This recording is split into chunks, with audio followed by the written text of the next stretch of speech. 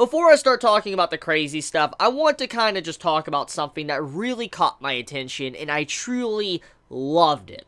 This panel right here, when you see the entire environment, when you see how the background is done and all that, you see how everything's just distorted and all that, thanks to what Mimic was doing, I just really love the way this image looks. It really looks cool. I just like the style of it. I don't know if I'm the only one that really likes that, but it really stood out to me, and just in terms of art and all that, I love the way the design of the room looks. But anyways, though, let's talk about that final page. Overhaul looks like he's straight out of, like, Lovecraft. That's exactly what he looks like. He's like a Lovecraftian horror or something, because the way he looks, it's so creepy. It's nightmare fuel. He is so creepy. Just the way his design looks, when you see the way the mouth is and all that, like a beak, and you just see, like, the way it's connecting and all that, the way his claws are to the hands and all that coming out of his back, it's so creepy. It is just absolutely terrifying, which once again just shows how insanely OP Overhaul is as a villain. This man is able to fuse with others, which I guess we should have factored this in. It would make sense. We never really had this confirmed or denied at all, if he could tamper with himself, if it could bind other things within him. And now we can actually confirm that is a thing. Because what we see here in this chapter, at the end, he's backed into a corner. He doesn't really have much options available to him. He really can't do much. And so, since he has Shin near him, and Shin has this, like, bond with him, he's like, I want to be useful to you. He's like, I'm assuming you would be willing to die for me. So he puts his deconstruction hand on Shin's face and literally destroys him. Just destroys him completely, and in turn destroys himself, and he fuses with Shin, which is just, oh my god, like, I didn't think that it was actually possible he could fuse with others, which just really makes me start thinking now, because remember what he said. He stated that he could put things back together, but they won't always look like what they once were. For instance, when he was probably doing what he did to Eri, when he was just blowing her up and then reforming her again, most likely the reason why Eri looks just so different, because, like, her body, and she has bandages and all that over, probably because her body didn't form back together properly thanks to what Overhaul did to her. And so we know that thanks to what Overhaul does with it, like, reconstructing things, it makes it to where it's no longer like its original form, usually. And that's what he did. He ripped apart Shin, and he basically fused with him. And so because that, you know, when he does this, the form usually won't always look the same, that's why he looks so grotesque, why he looks like a creepy Lovecraftian monster. That's why. It's because of the way his quirk works. But this makes you question now. Since he's technically fused himself with Shin, I wonder, if he can actually do that, how is his state of mind? How does his body work? That is what I'm really curious about, because if the entirety of Shin is inside of Overhaul now, like they're fused together, I highly doubt it's a perfect fusion. I really doubt it's a perfect fusion. I don't know, just something about it makes me feel like it's not, unless his quirk works like that. I have no idea.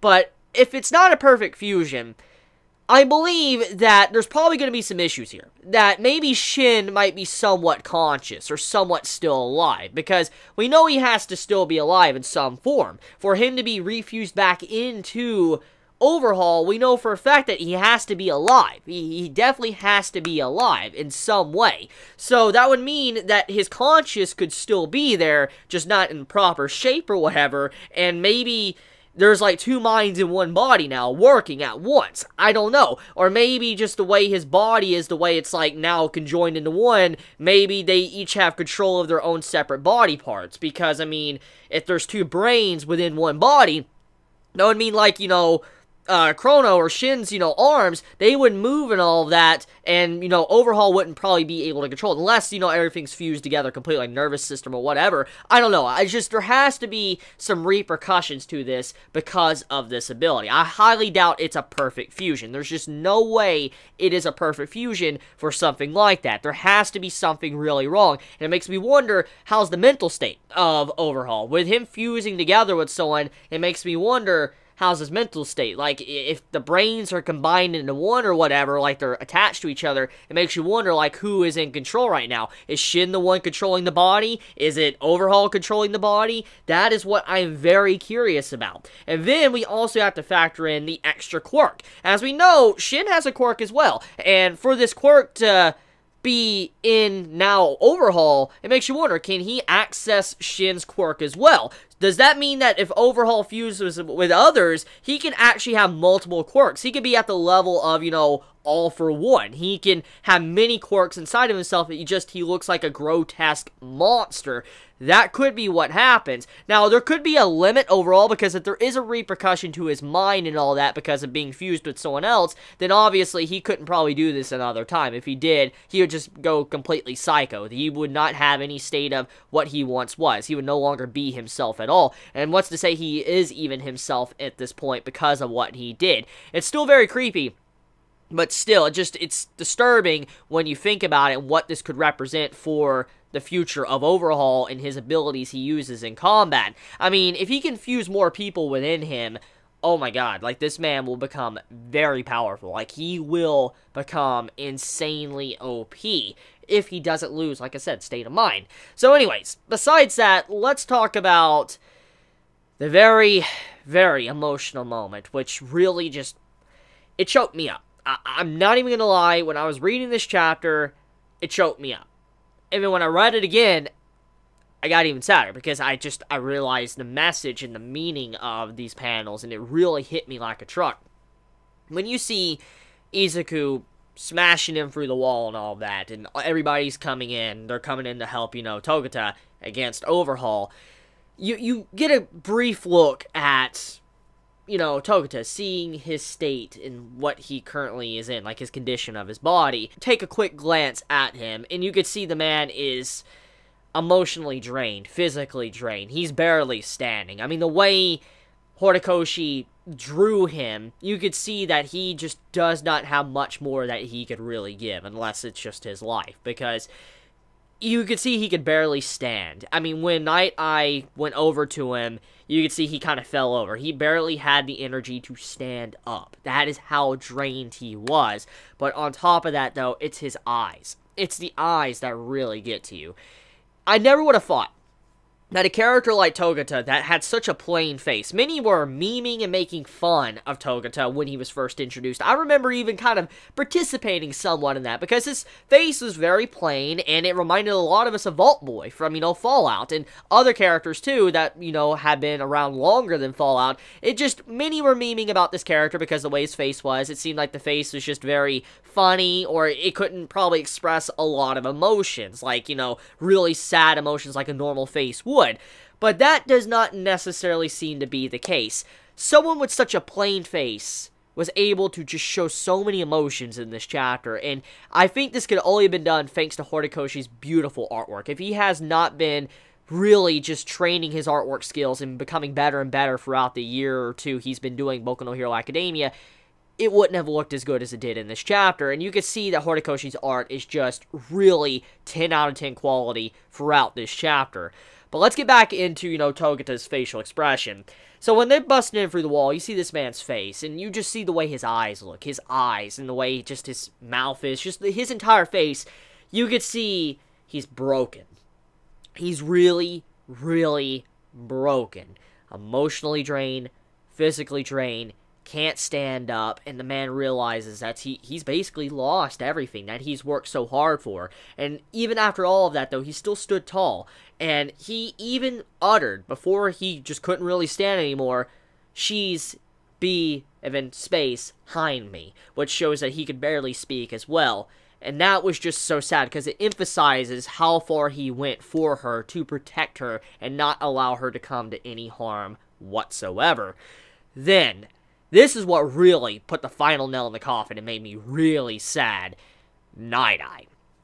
Night Eye is a character that we know he has good intentions. He's a good dude. He's a really good dude, and we have seen that he definitely cares about the individuals around him. We know he cares a lot about All Might. We know that this man can get somewhat emotional. We have seen it. We have personally seen that this man can get emotional. And you can take a quick glance at Sir Night Eye's face when he looks over at Togata. You could see, like, one of his eyes are, like, shaded out. You can't see one of his eyes, his left eye, and you see his right eye. And his right eye is looking over at Togata, and you could just see the way his face is just drawn. He's so sad. He is so sad. He realizes what he probably saw when he probably looked at Togata's future came true, and you could just see his face. He understood. He instantly recognized what happened, and he went over to Togata and just hugged him and held him, and it was just an emotional moment, because you know that Sir Night Eye is really upset because this man just lost everything to protect someone and be a hero, and he realizes now that there's just nothing he can do. It's sad. It's super, super, super, super sad, and it really was one of the highlights of the chapter because of how well it was done, thanks to Horikoshi's beautiful writing. Anyways, let's talk about Locke. So, you know Locke that was kind of incapacitated and knocked out and all that thanks to what Toga did? Well, it is revealed that he's still kind of incapacitated. He can't really do much whatsoever, but he is fine. But we get some characterization from, you know, him in this chapter, which I was really happy with what Horikoshi did when he dived into his character, which this is once again what Horikoshi's really good at. He's good at, you know, diving into side characters. Well, anyways, Locke, he kind of dives into why he acts like he does. When you look at Locke as a character, he seems to have this attitude about him, like he just wants to be a jerk for the sake of being a jerk, or he's just being really rude and obnoxious to others around him, like what he was doing to Izuku and all of them in the past. It just seemed like this man was just straight up rude, and you wouldn't want to be around him.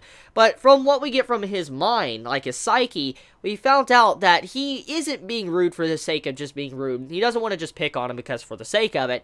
He's doing it because at the end of the day, he doesn't care where they come from or whatever. He still thinks they're kids. He doesn't care. But then he was proven wrong. He was proven wrong that even though they're just kids, they still, when you open up the lid, that they're incredible heroes. They're able to accomplish so much. And he realized that. He went through a little bit of character development, but also characterization for us as the readers of Boku no Hero. And he basically stated his overall thoughts. And he's like, you know what?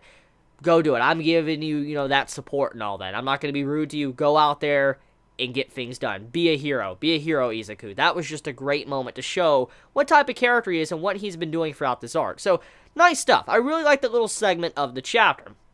Now, moving on, though, we also have the stuff with Mimic. So, Mimic is finally, you know, taken into custody. Like, the man is kind of locked up. He's, you know, tied up and all that. He can't really do much at all. He's very angry and aggressive, but overall, he's tied up, and he's just really, really, really angry with Twice and Toga thanks to what they have done, which makes a lot of sense. I mean, the League of Villains basically messed up this entire operation because they turned against them, and now they're in this spot. You know, Overhaul is backed up against the corner thanks to that. It's thanks to Toga and Twice to why everything is going so well for the heroes. But there was something very interesting. With the chapter, Toga and Twice are planning something. They're planning on doing something to Overhaul. So most likely the fight's going to continue. For instance, the fight will continue between the heroes and Overhaul for a little bit, and then I feel like Toga and Twice are going to pop up and do something very heinous. They're going to do something that is going to just put an end to Overhaul completely. I can see it because of how Toga is as a character, how she is mentally messed up, and how she is someone that we know is like a serial killer. We know she is. We've seen it. We've seen examples of it. So she might put an end to Overhaul because of how she feels about him. We'll see where it goes, though. So let me know your thoughts in the comments below. I love you all so much. Please be safe. Chibi out.